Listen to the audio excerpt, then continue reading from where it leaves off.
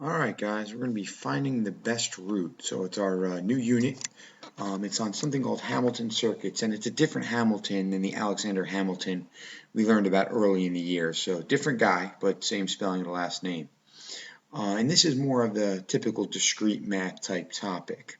So this is based on a famous problem called the traveling salesman problem.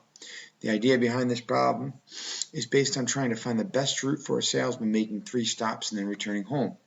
So the salesman must leave from his home, stop at each point once and only once, and then return home, which is called a Hamilton circuit. And the first method we're going to learn about is called the brute force method. Now, here's an example of a picture of what it looks like. So here's home, and then we need to go to A, B, and C. Now, what's important on this graph is that home is connected to A, to B, to C. A is connected to home, B, and C. B is connected to A, home, and C is connected to home, B, and A. So it's important that we have something called a complete graph, but basically what you need to know is that every vertex in the picture is connected to every other vertex. So that is the first stipulation to be able to do this problem, is that we can get to any location from any location, which is kind of true in America, where you pretty much can get anywhere you want on the mainland without having to go anywhere else but on a road.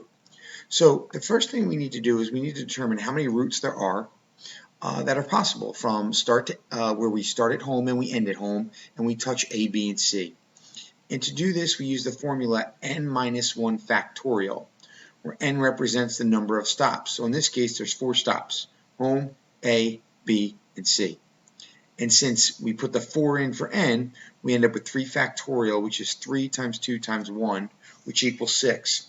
Obviously, we need to know what this explanation point means. And what that means is a factorial, which you take the number next to the explanation point and you just count down by 1 until you get to 1 and multiply. So 3 times 2 times 1. For example, if we had 7 factorial, it'd be 7 times 6 times 5 times 4 times 3 times 2, and obviously a much higher number than 3 factorial. But that's what that explanation point means, or exclamation point, excuse me. That's what it means, is that we take that number and we multiply all the way down to 1. So now we need to find the 6 roots. So the 6 roots are home to A to B to C, back to home, home, A, and now we switch to C and B, and back to home. And now B becomes our second letter. So home to B to A to C, and then back home. B to C to A, and then back home. And then finally C gets to be the second letter. Home to C to A to B, and then home to C, and then we switch to B and A. It's important to stay organized. The A is in second spot twice, the B is in the second spot twice, and the C is in the second spot twice. And we just alternate whatever 2 letters are left in the next 2 spots. We obviously start at home and end at home. Now, to save some time and work, we only need to add up half the roots, because each root has a mirror, which means the root is a direct opposite, so the distance of the root remains the same.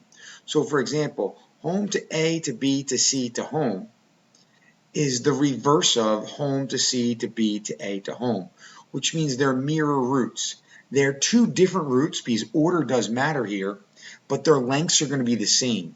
So if I can add up the root for this one, I get the length of the root for this one. And that's what I mean by it saving you about half the work.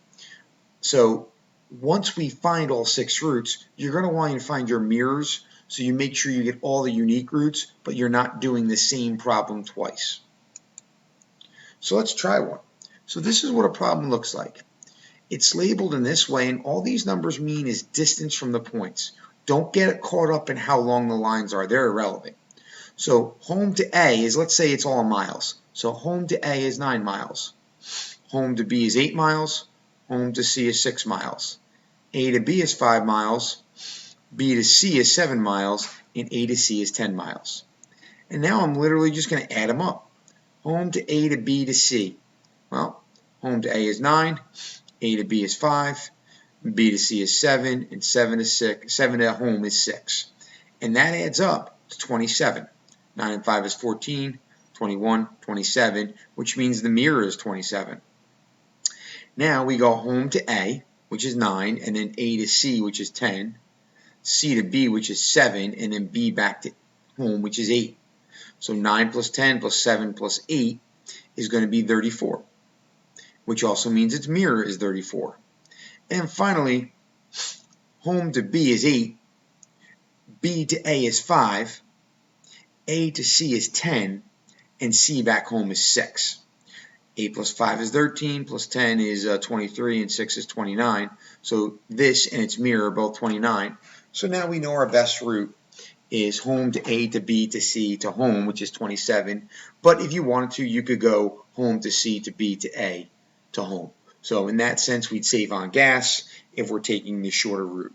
And that's essentially what brute force is. Now, unfortunately, all right, let's try one more example where we go home to A to B to C to home, and that gives us a route of 30. We go home to A to C to B and back home. That's our longest route. That's going to give us a route of 36. And then our best route, we go from home to B to A to C to home, which is 24. And then the other three obviously are mirrors. So our best route is right here, the B, home to B to A to C to home, or it's mirror home to C to A to B to home. It really doesn't matter which one you choose, but that's how we use brute force to find the best route possible.